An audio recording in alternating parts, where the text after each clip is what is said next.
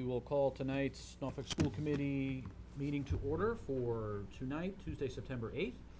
In accordance with the Governor's order suspending certain provisions of the Open Meeting Law, General Law, Chapter 30A, subsection 20, relating to the 2020 coronavirus outbreak emergency, the September 8, 2020, 7 p.m. Norfolk School Committee meeting shall be held live at Norfolk Town Hall, room 124, and shall be physically closed to the public to avoid group congregation. Alternate public access to the meeting shall be done through NCTV. This application will allow users to view the live meeting. Questions and comments submitted prior to the meeting will be read by the chair during the open public comment. The meeting will be recorded for future rebroadcast by Norfolk Community Television. And just in advance, questions and comments can be submitted to schoolcommitteequestions@norfolk.k12.ma.us. And just for point of order, those have to be submitted to us 3 p.m. by the day of the meeting in order to have them read at this meeting. And as we start out every meeting, we read the Norfolk mission statement, which is the Norfolk Public Schools offers a safe, joyful, and challenging learning environment that meets the needs of our diverse students. Through school, family, and community partnerships, we provide an education that inspires lifelong learners and cultivates caring and productive citizens of our ever-changing world. Roll call, please. Start with Sarah. Sarah Ward. Shannon Meneses. Jennifer Wynn. Medora Champagne. Thomas Doyle. Ingrid Olardi. All right, we do not have any public comment this evening, nor do we have any correspondence, nor do we have a school committee chair report, so we're on fire right now. So we will now go to the superintendent report. Okay. Take over, Ingrid. All right, so we were going to start with just a school reopening update.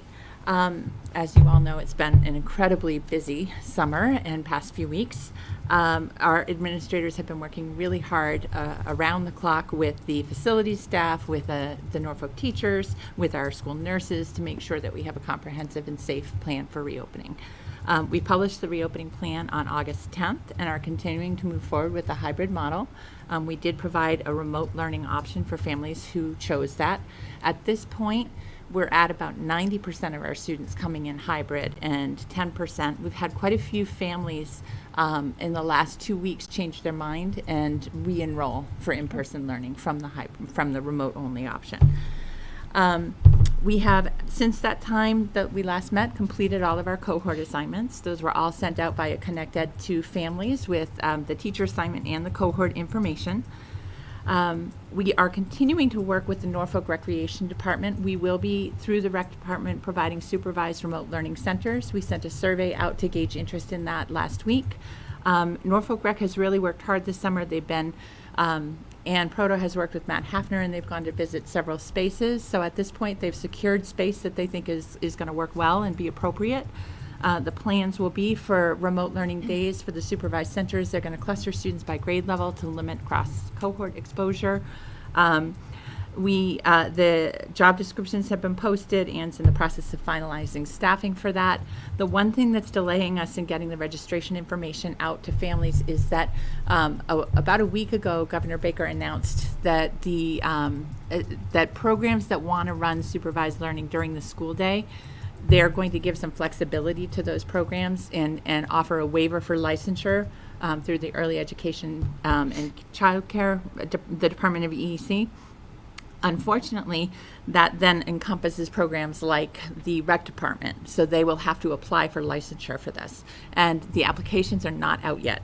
We spoke with EEC this morning. They're supposed to be posted tomorrow, in which case we can go ahead. We've got all of the elements and all the requirements met, but we just can't actually apply for it until they make the application available.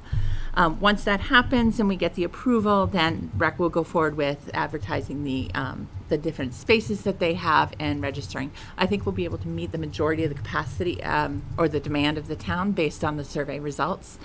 They have quite a few spaces available, and as I said, they're going to break it down by grade level, so we have multiple locations that we'll be running. So that information should be going out shortly. Also, once we finalized all of our cohort assignments, we passed that information on to Holmes Transportation. They are working on finalizing bus routes. Bus route information, bus times, arrival and dismissal procedures, all of that will go out to parents and to the community on Thursday. We do not expect dramatic changes to bus stops or times. There will be minor adjustments based on the number of students attending. But again, that will be published on Thursday. Holmes is expected to have them done for us to review tomorrow. So we should have them out Thursday afternoon. We are going to take your suggestion and encourage parents to take a drive-through of the drop-off and pickup.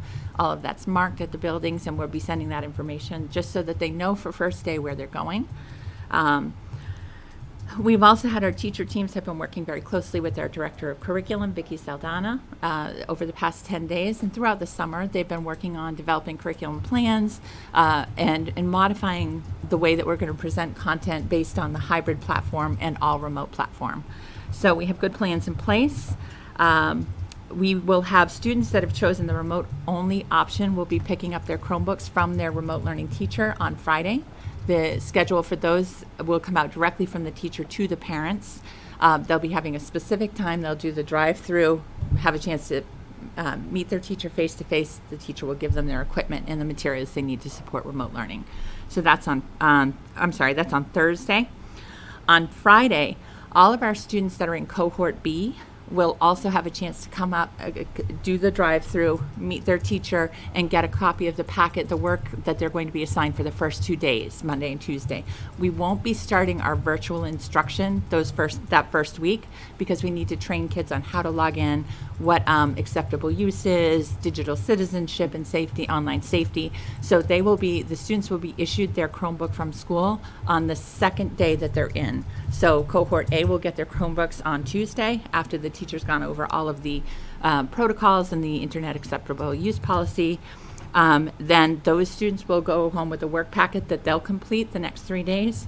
Cohort B will be flopped. So they'll start with the math assessments and the work packets, and then they'll get their Chromebooks the second day that they're in school. The full schedule will then begin the week after. At this time, all of our classroom teaching positions have been filled. We have moved one teacher at every grade level to a remote learning position. So we have a remote classroom at every grade level, K to 6. We have a few open positions that we're still working on filling. We have three permanent building substitutes. We usually have 2. We added 2 more positions this year to limit the number of outside people we're bringing in to cover classrooms. So those have been advertised, and principals are working on interviewing candidates for those positions. We had 2 of them filled, and then we moved those people to other positions in the district. So creating a new opening. So we're working on those. And we do have 5 paraprofessional staff positions we're interviewing for at this time. We also have, as I talked about, we've added a day custodian to each of the 2 school buildings. We had trouble filling those as a short-term 12-week interim position.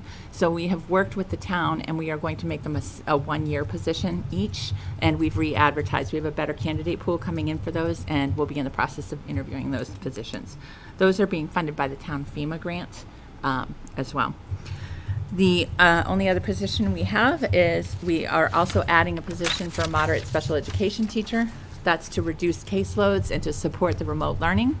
We are in the process of interviewing for that. And we had a recent resignation and have a .5 music teacher opening. We have plans to cover the first several weeks of school. So for the custodial positions, we're moving some of our night custodians to the daytime shifts so that we have 2 people in the building. And we are working with some overtime hours for our current custodial staff to make sure that we have full coverage. The music, we are providing all of our special subject instruction remotely. So in the beginning, we'll be able to stagger that with the current existing staff while we're in the process of finalizing a hire. As far as the buildings, they have been thoroughly cleaned. All of our HVAC systems have been updated and maintained. All of the filters have been replaced. We do have, as I mentioned before, we're putting in 2 outside tents at each building. Those are scheduled to be set up over the weekend on September 10th. So they'll be up and ready for the opening. We have posted all of the signs that we need to post for mask use, reminders for hand washing, traffic, hallway patterns, social distancing has all been marked off in the buildings.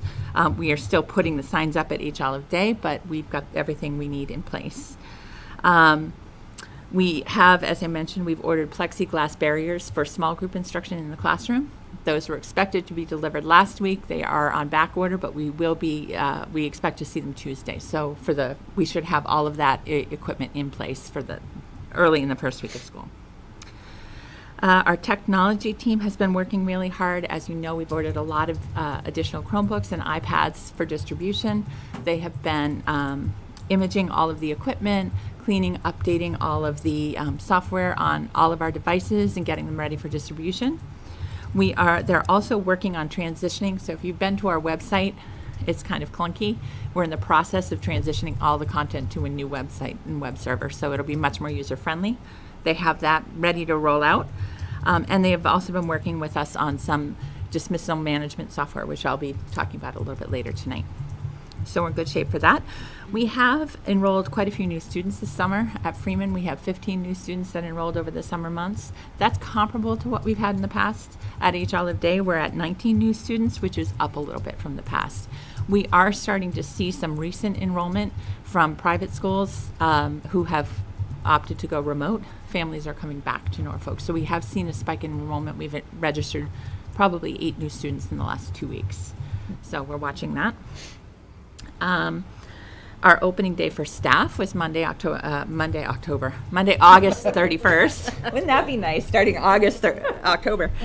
The first week was primarily professional development, so all of our teachers participated in safety training with the school nurses and with the school physician. We've also had workshops to support the remote learning, so workshops on Google Classroom, other tools that we use to support remote learning like Pear Deck. So they've had workshops in that, and then we've had training on supporting students in returning to school after a traumatic experience, this extended closure, as well as managing anxiety and stress in classrooms. We have, the teachers have also had time to collaborate with colleagues this week to do some joint planning and to get their classrooms ready so that we're prepared for opening. As I said, information on bus routes and arrival dismissal will be going out on Thursday. And we just sent out today the student acceptable use policy and information on the school-based technology so that we will be ready to distribute that equipment later this week as well. So at this point, I think we're in good shape. We're ready to welcome our students back Monday. I have worked with the Norfolk Police Department. They will have police details at both schools for morning arrival and dismissal, at least for the first 2 weeks until we get a sense of what the traffic pattern will be looking like, and then we will reevaluate after that time.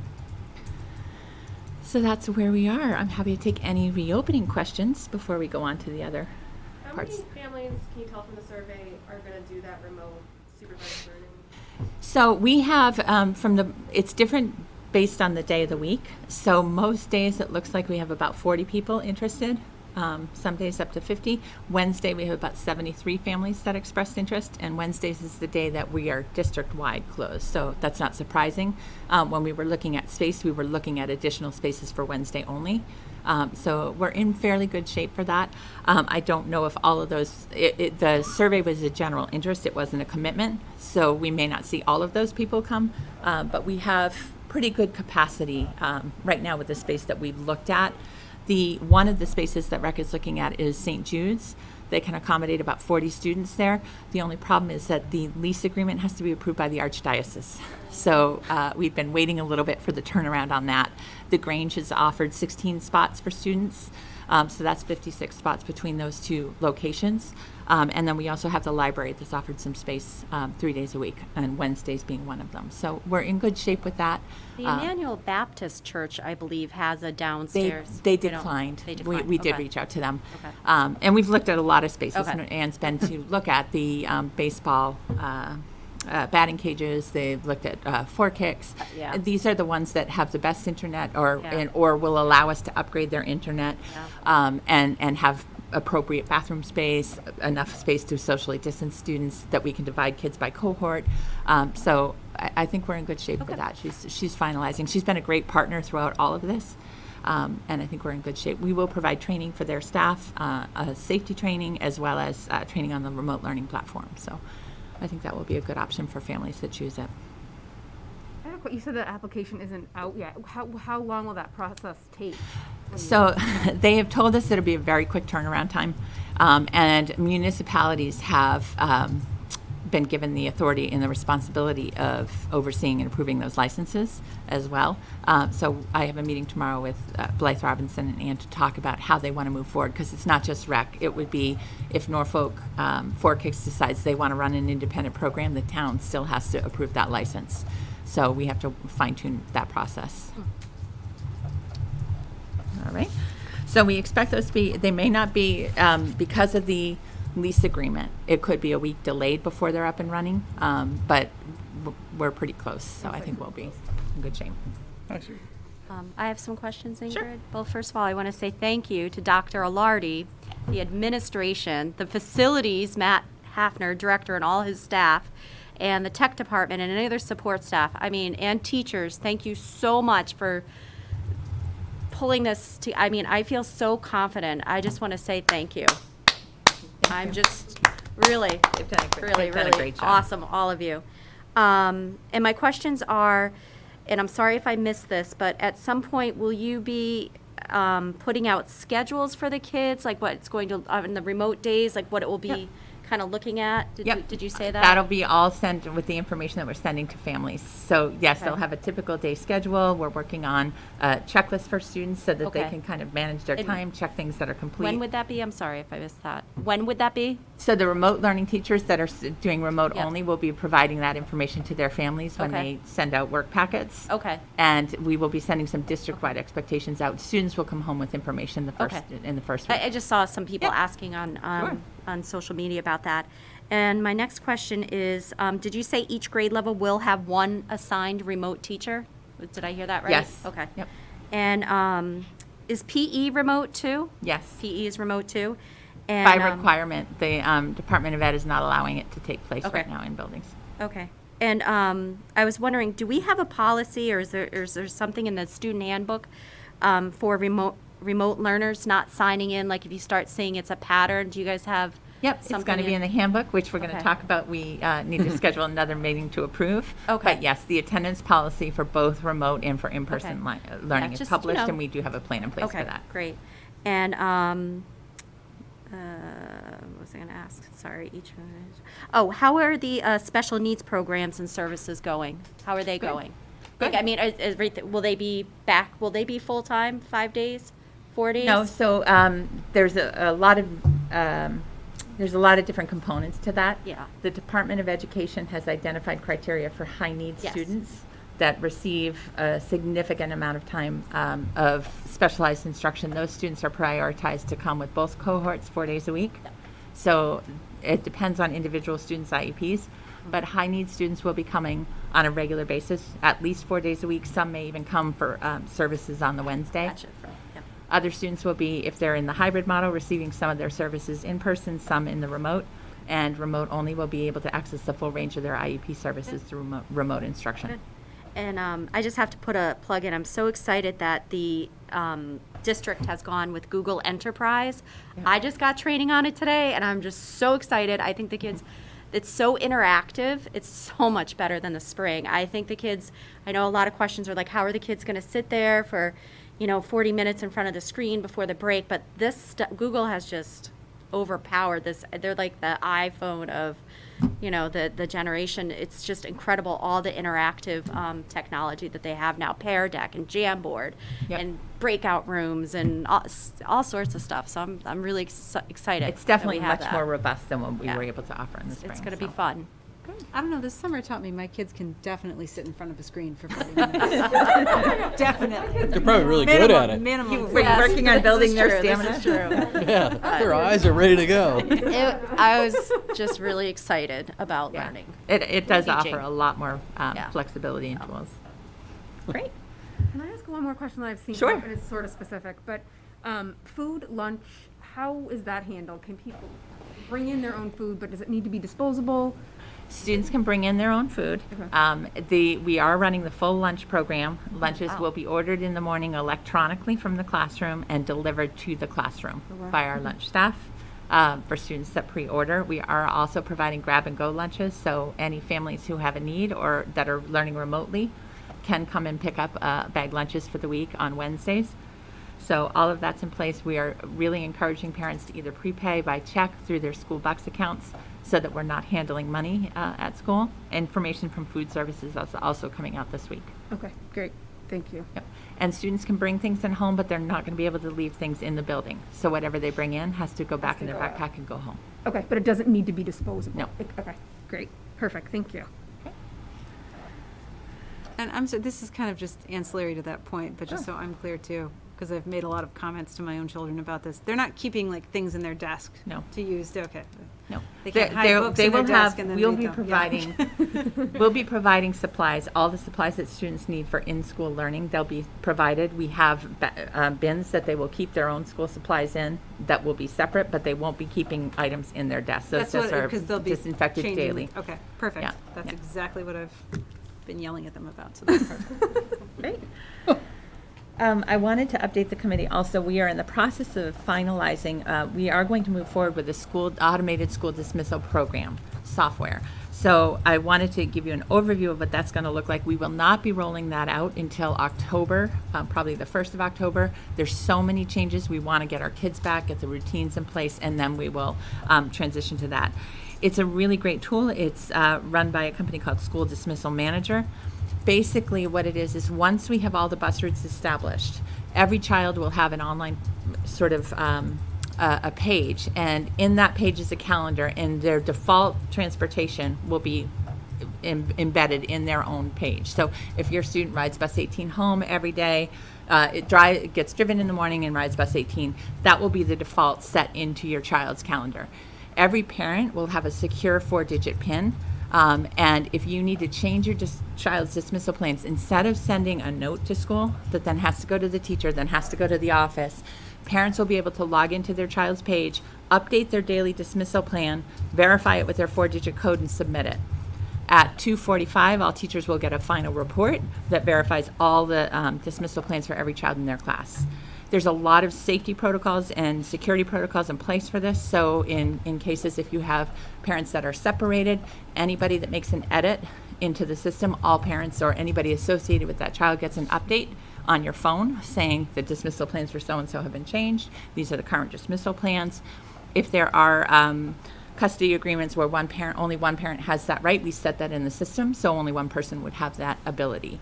The other thing with this system that will be really helpful for us, I think parents are going to like it because then you don't have to worry, did my child give the note to the teacher? Did it get to the secretary? You have full control over that.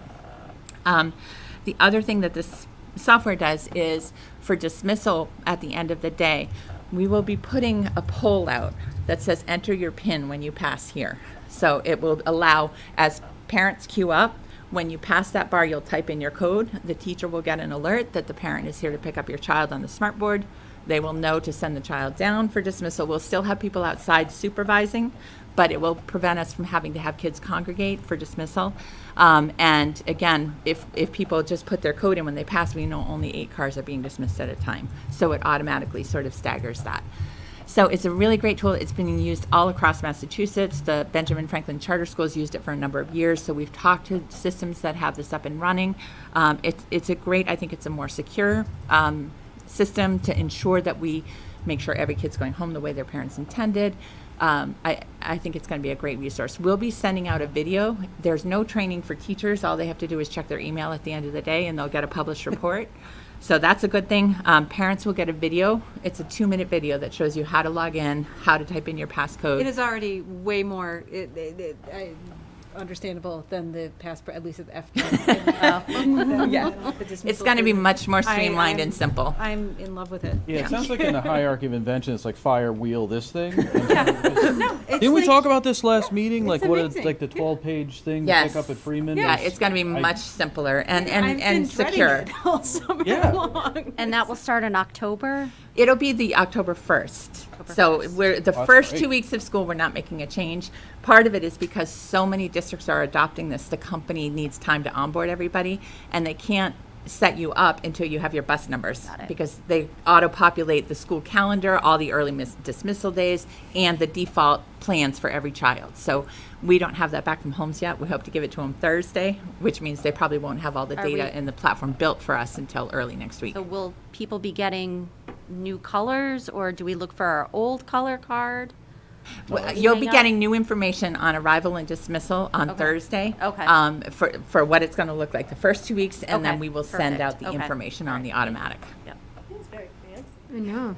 And will It's it like be you're used I think it's post- gonna be really Starbucks a and you're ordering on positive your phone. thing. I get to order my kid. I'm on ordering my kid. I would like Mobile a child, pickup for please, my thank you. kid. Send him with a latte.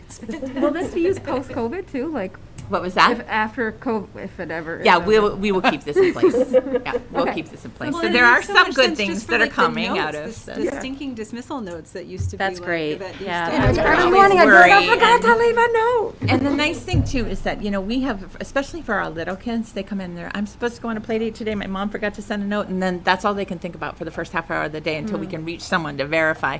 Now the teacher can just open up and check, you know, nope, you're going home this way today. So it's a much easier, I think it'd be really Will well it received. allow for emergency situations? Like, I know a few times I've been dismissed early from my job because of snow, and I'm like, well, I might as well pick up the kids, and I've had to call last minute. Yep. If you have to call, the system will lock you out after 2:30, or whatever time we set it, because we don't want a lot of people doing it after the report's already gone to teachers. Right, right. So if there's an emergency, then you default to the old-fashioned Okay. call Okay. the secretary. Yeah. Okay. But it should, we can set the time, the cutoff time to be about 20 minutes before the end of the day. So up until that, you could do it through that. Okay. All right. You said it's 8 cars at a time, it allows, that we said? Well, we haven't put the polls up yet, Oh, okay. but we're planning to have it be about 8 or 10 cars, so that we don't want people pulling on Rockwood and typing their code in, because we don't want 100 kids coming down. We want to manage it. So when you pass that, a lot of districts have a scan card where you drive past the bar and you scan, and it sends, but we want to set it so that we only have about 10 students coming down at a time, for now, with the COVID requirements. And will the polls just have like numbers? So you're like, I'm gonna be at What we're thinking we're going to use is just a poll. A lot of districts will just have a sign that says, when you pass this mark, type in your PIN. So you'll have the app is on your phone, Android or iPhone app. You can just open the app and type in your PIN. If you don't have it, when you pull up, you just tell the person at dismissal, I'm here to pick up so-and-so, and they have the codes, and they can verify it. It's like a fast pass. It is like a fast. It's like It a is fast very much pass. like Except that. we need to not have fast pass jumpers. We need to have some serious, transparent conversations with parents about not typing their code in on Rockwood Road. And thinking Yeah, we're gonna we need to keep make them sure safe. that, and we still are going to have staff out there. So if a child comes down and they don't see their card, They're sent away. Then you know, they get the red light. Yeah. They get the red So Mickey. They're not allowed to come out. And we'll until remind the everyone else parents is too, finished. you know, so we'll send 15-minute that penalty. information. That's right. That kid Big get a red Post-it Mickey. with the time Go back. thing was entered, put on They get like a red sticker and they have to go stand at that zone. We have a policy in place. I was talking to one of my coworkers today, and she has children in the Rentham school, and I guess the way they have a system set up where you can't do early dismissal beyond 2 o'clock, and it's sort of for this thing where you don't want kids in like, hey, I want to beat the crowd, come Yeah. on. Is that We do already have something that in pla- okay, place right now. good. We say, I think it's 2 o'clock, we say you can't change unless it's an emergency after 2. So Yeah. we'll keep the same parameters, Okay. we'll just translate them to this platform. No, sounds great. Yeah. All right, we have 2 other things tonight. Over the spring, we worked with the negotiating subcommittee to negotiate a new 3-year contract for the Norfolk teachers with the Norfolk Teachers Association and the school committee. Thomas Doyle and Paul Cochran were on the negotiating members for the committee, and we had a team with the NTA, Tom Cavanaugh, Fran Pericles, Tracy Trombert. I'm going to confuse the 2 committees now. That's what I would do too. Yeah. Okay, hold on. You Robin got- Tusari. Robin's on there. 2 others? Ginny Foster was on the district negotiating team. We reached agreement on terms for the new contract, and the Norfolk Teachers Association ratified that contract on August 28th. So we are presenting the contract changes to the committee for a vote tonight. I'll walk through, you have the copy of all of the changes. A lot of what you'll see in this is that we've removed language that was no longer relevant from previous contracts. We've cleaned that up. There are some changes to stipends for special work. We have increased the rate for supervising overnight learning. We only have Borndale, and that's a little up in the air right now with the COVID. But there's an increase in the rate for that. There's a slight increase in rates for curriculum committees and in longevity payments. We agreed to negotiate separately the changes to the teacher evaluation system so we could move the contract forward. We'll be doing that in the fall. We have updated the language for childbirth or adoption leave. We've also updated the reduction in force language to be consistent with changes to the state law.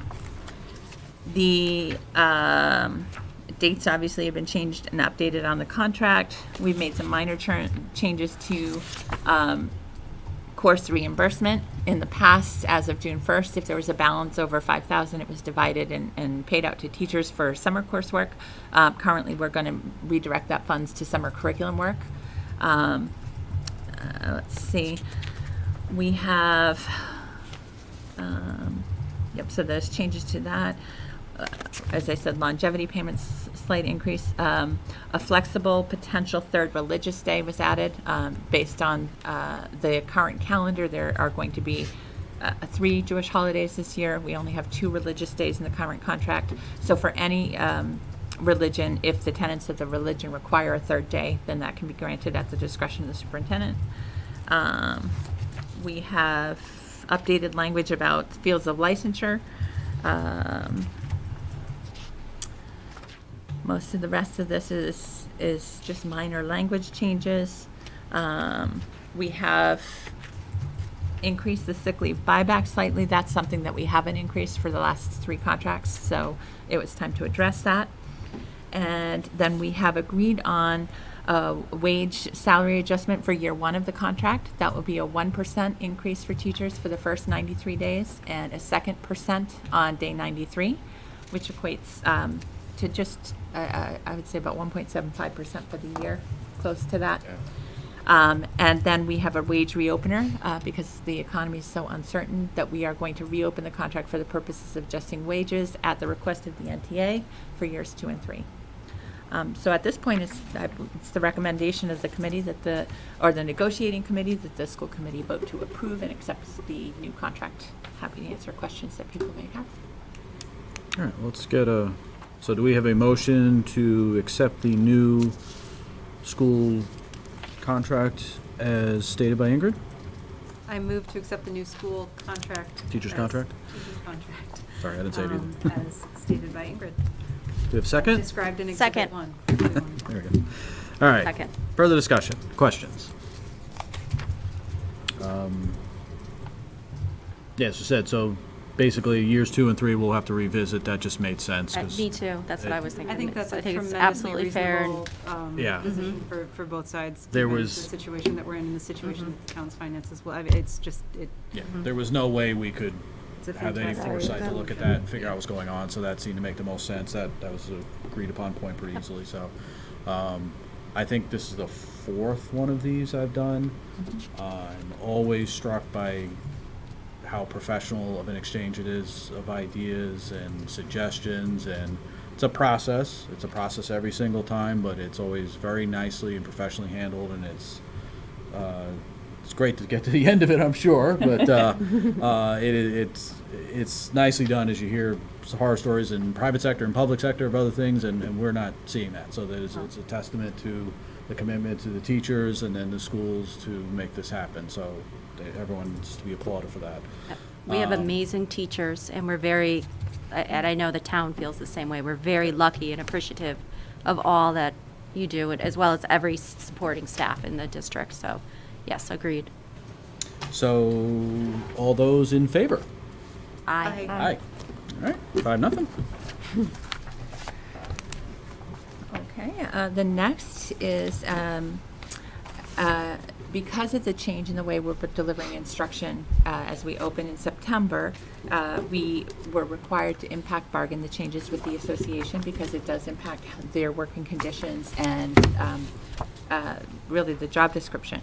So we had another separate negotiating committee that worked on that, and that was Tom Cavanaugh. We had Tracy Trombert, Alicia Whitehead, Kylie Day, and Ginny Foster on that committee, and the administrative team, Anna Tupper, Lisa Altham Hickey, Victoria Saldana, and Linda Balfour, and myself.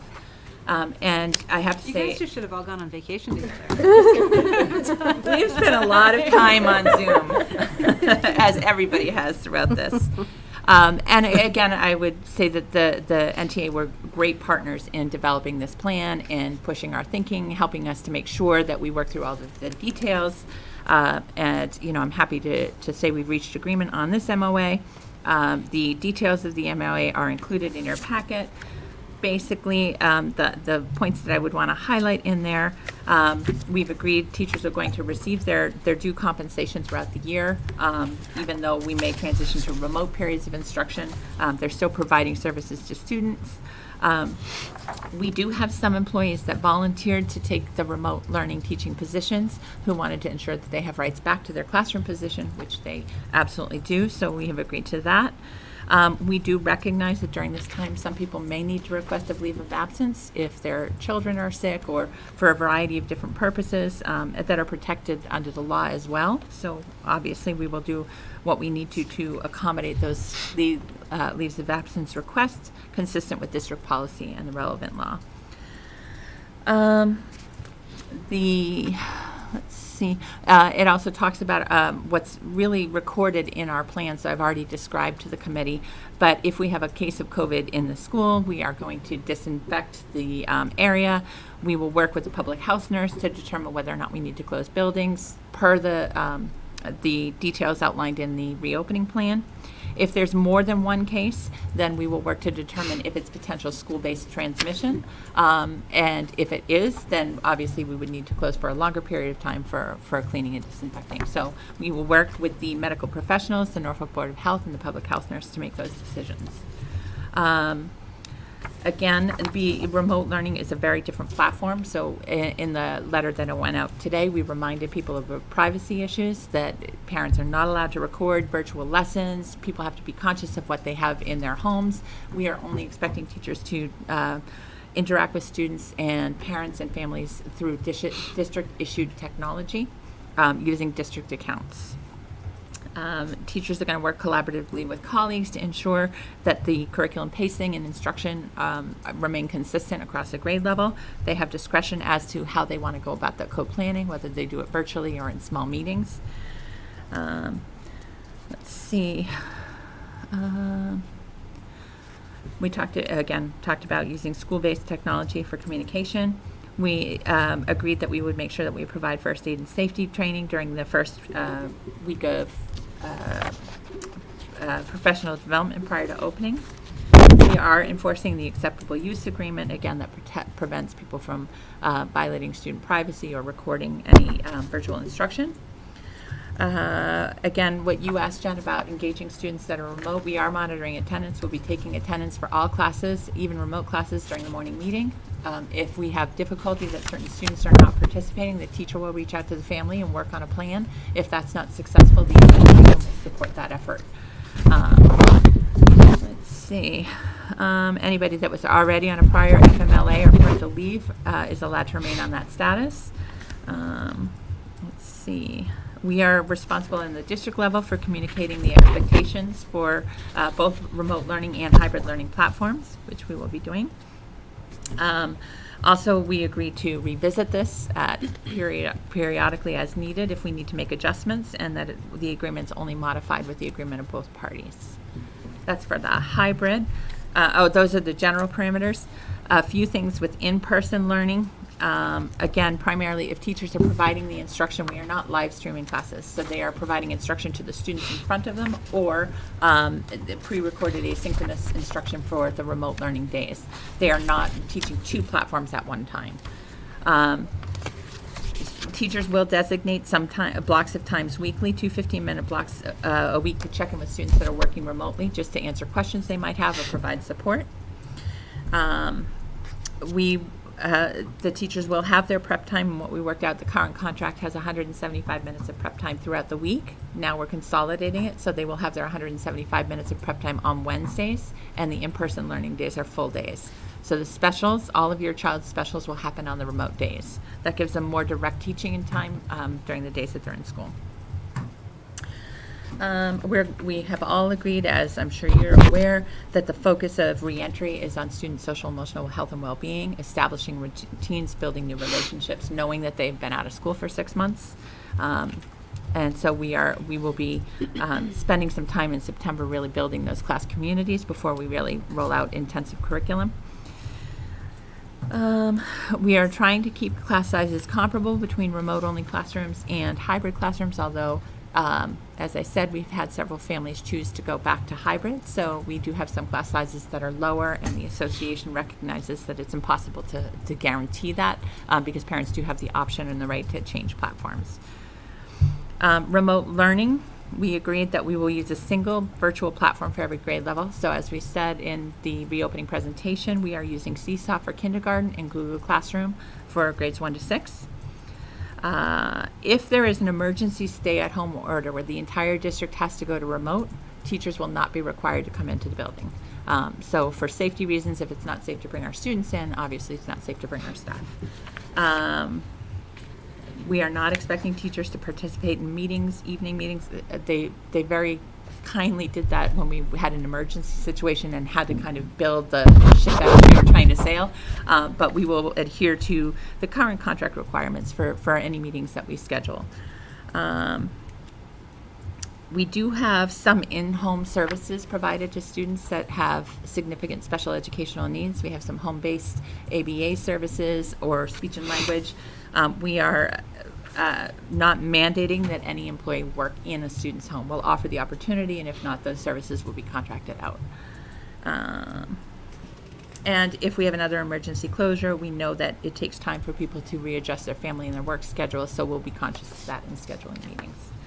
Again, I think the association was very fair and in this process and very collaborative. I think we have a good agreement, and I support the MOA as recommended and would recommend that the school committee vote to approve it.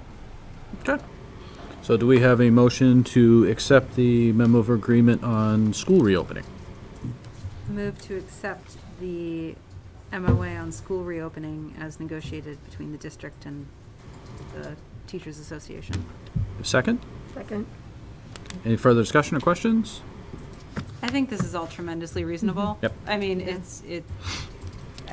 again, having heard horror stories from other districts about just the way these conversations have evolved and everything that's gone on, this is just eminently reasonable, and it's everything Thank I would you. want for myself, so It's reasonable and impressive in my Yeah, mind. and thorough and exhaustive and takes into Yep. account some of those like soft space questions too, where I think teachers need protections as far as, I don't need to be talking to you on the phone at 7:00 at night just because we're all working from home. I mean, and I think it's important because it's hard for all of us to maintain space when we're in that situation. So I think it's great that those are addressed within here. And as I'm well. glad everybody's on board with social emotional the first month to Yeah. just kind of get everybody Acclimated. acclimated to seeing a teacher in person again. Well, in some cases, so. Okay. All those in favor? Aye. Okay, 5-0. You also have in your packet a memo from Todd Hassett. As you know, we were asked to reduce originally the school budget by $30,000. The school committee did vote and make changes on April 14th to accommodate that first reduction. We were then further asked to reduce the budget by another $285,000 based on projected revenue shortfalls. We have done that. We waited till the final budget was approved at town meeting, and now the school committee is being asked to revote the budget with those reductions. The reductions have come, let's see, you approved a 1% COLA for non-union staff. We have a tentative agreement with the, which is now an approved agreement with the NTA, and there are a number of staffing changes that occurred over the summer, although we did not have any retirements. So we have had some of our senior teachers take positions. We've had speech language therapists that took a position in another district. We've had some teachers take leaves of absences. So there were some salary savings based on those changes to staff. So there's $68,000 savings with the COLA for the teachers and the staffing changes to people that left at a higher level in the salary scale. $27,000 savings from the reduced COLA for non-union staff from 2% to 1%. $98,000 savings not adding the additional assistant principal. $56,000 savings that we did not refill the librarian position at the Freeman Kennedy for the coming year.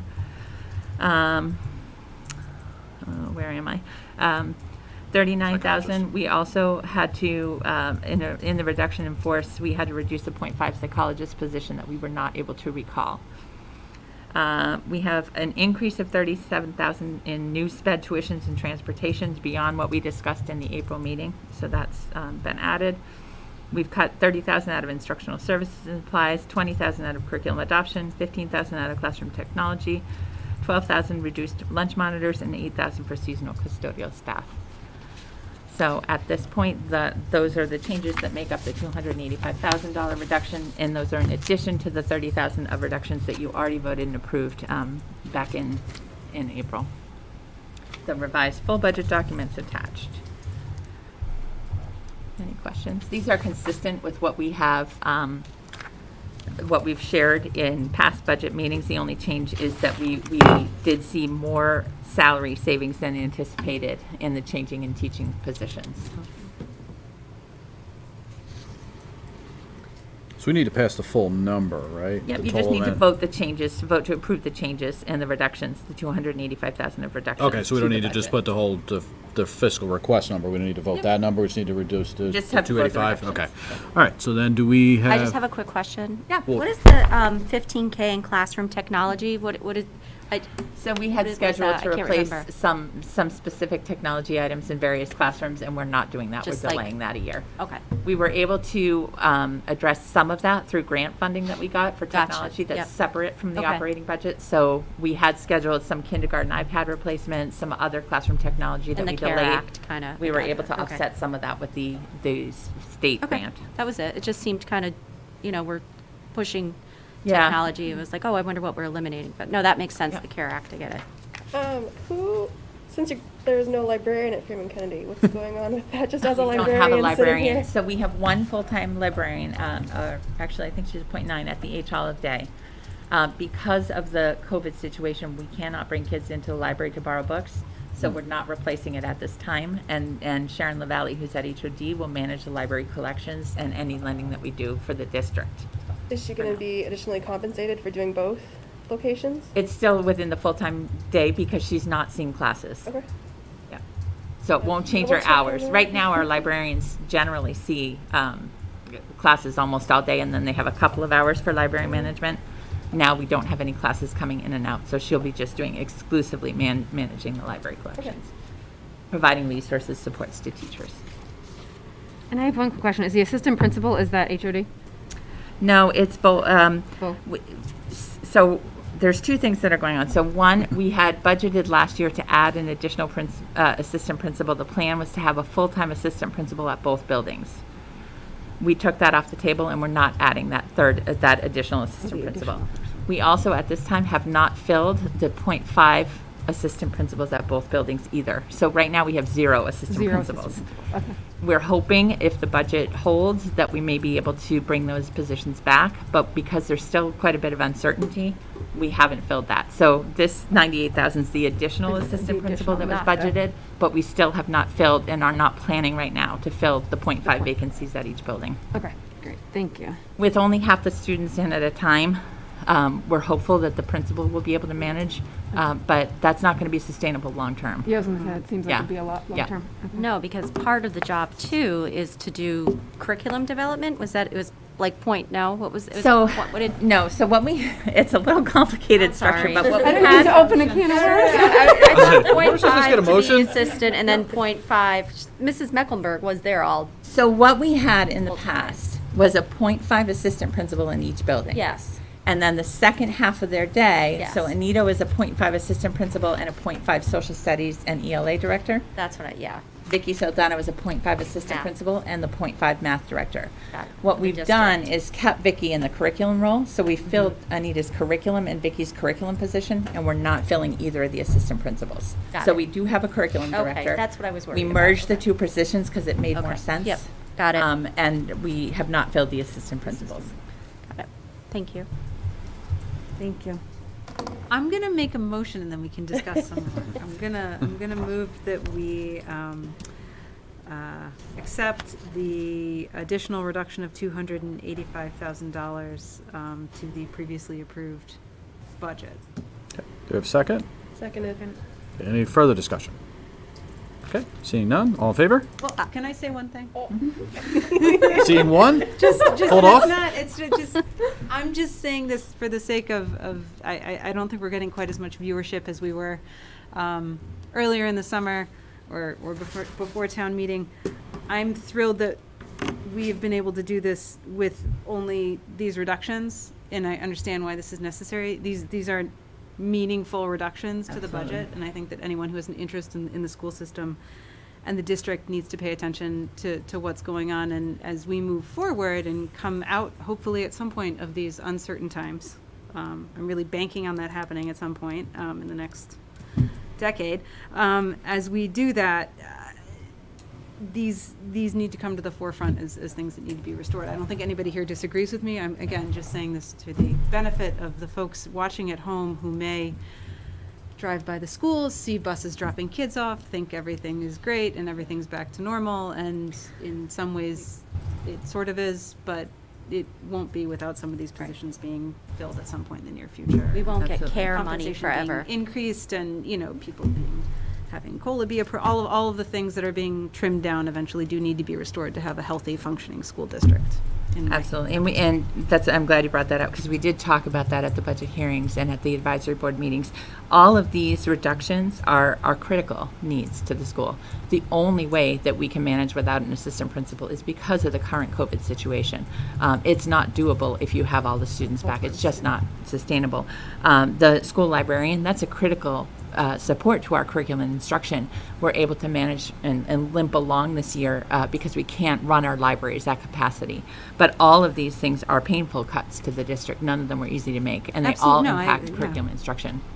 The town had, and the select board had, ensured us that should revenue come in higher than their estimates, that money would be returned to departments proportionally at a fall town meeting.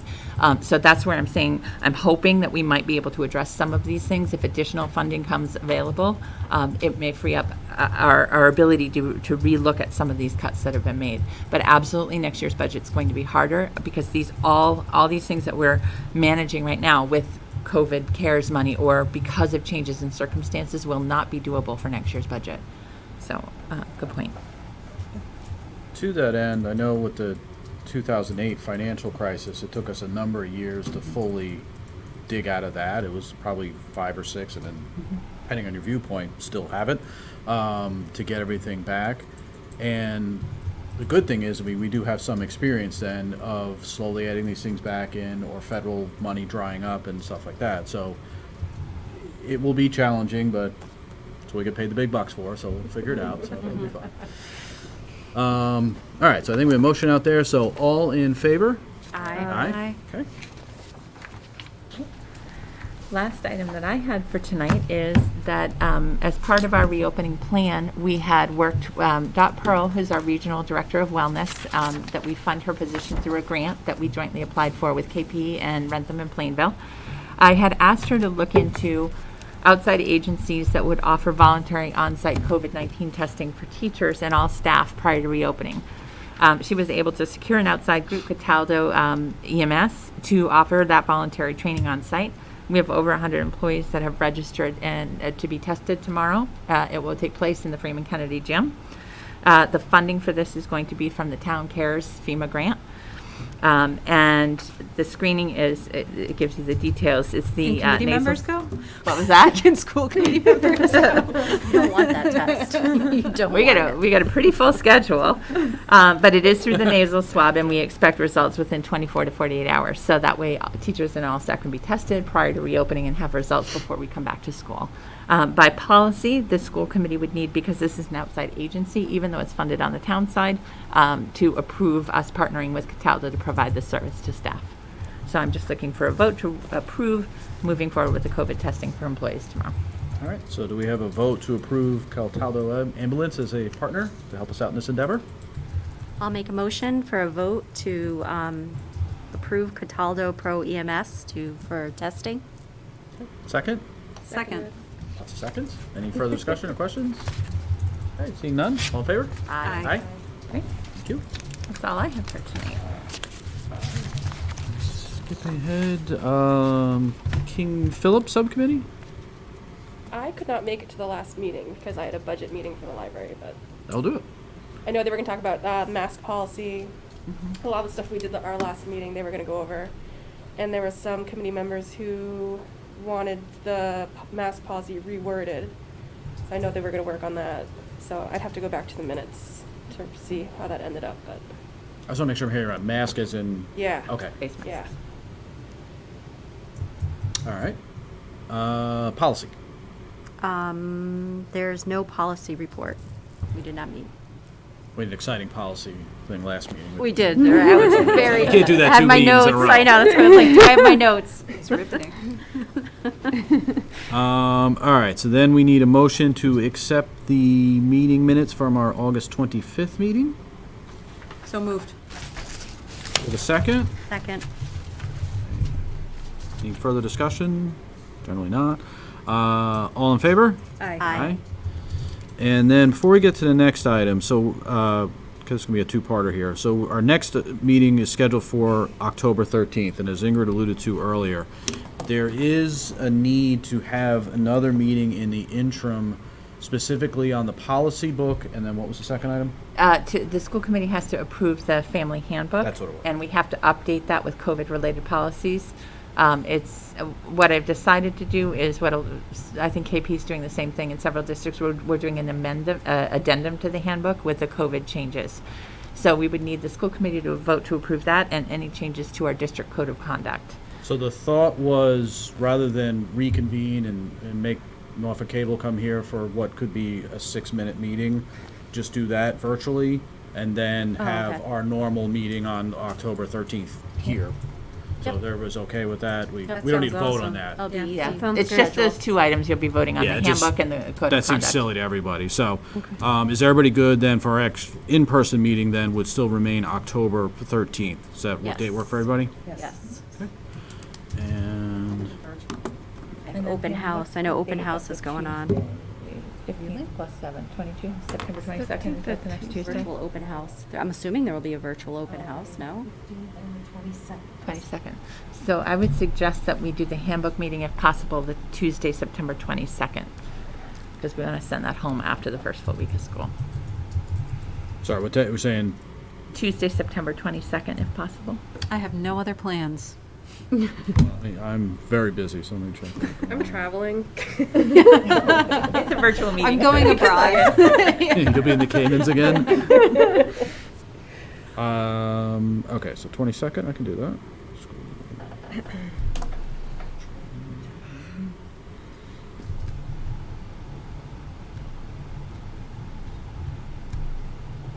Just 7 o'clock like usual. Yes, right? Yes. Hold on.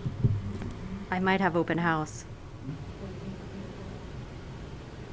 Which, I mean, you could just meet without me, so it doesn't matter. That's Yeah, fine. I'll send you the information. As long as 3 of us are around. You're talking the 22nd meeting, is that correct? Yeah, I'm texting my principal. Okay. We're having open house. You- It's gotta be virtual, probably. Well, isn't your whole learning platform in your district virtual? This is where, after the meeting. I have so many questions. I know. Yes and no, yes and no. We're- So lastly, we need a motion to adjourn this evening's festivities. Minutes, I think. No, we just voted per, Oh, just did the I'm minutes. sorry, missed that. Gotta keep up. Keep up, this fast-paced meeting, everyone. Lose track of things. I'm gonna move to adjourn the meeting. Okay, do we have a second? Second. Oh, yeah, okay. All right, assuming no further discussion on that one, okay, all in favor? Aye. Aye. Thank you, thank you. Pam, here's your pen. We are adjourned.